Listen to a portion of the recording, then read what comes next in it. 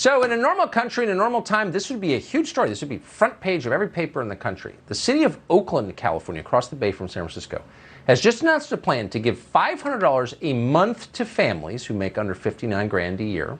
Okay. There's only one criterion. They have to have the correct skin color. Certain people are ineligible because of how they were born. That's obviously racist craziness. But the mayor of Oakland, Libby Schaaf, says it's very important because it will, quote, close the racial wealth gap.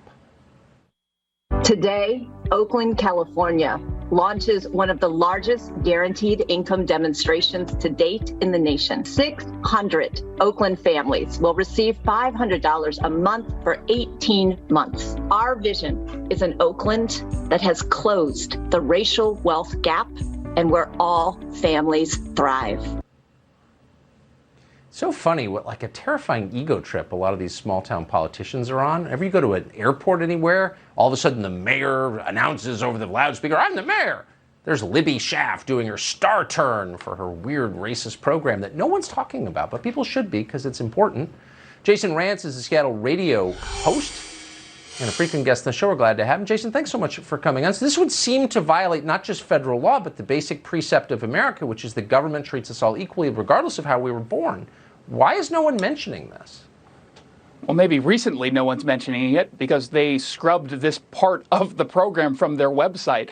Last week, at least as of Thursday, was mentioning that so-called BIPOC communities would be getting access exclusively to this, and then I guess white people are not worthy of any kind of financial assistance if they're poor. But now if you go to their website, it's not there. But yes, you are correct. This seems inherently illegal. It is, of course, incredibly racist. You and I would be having the same conversation if they came up with a program that was giving money exclusively to white people.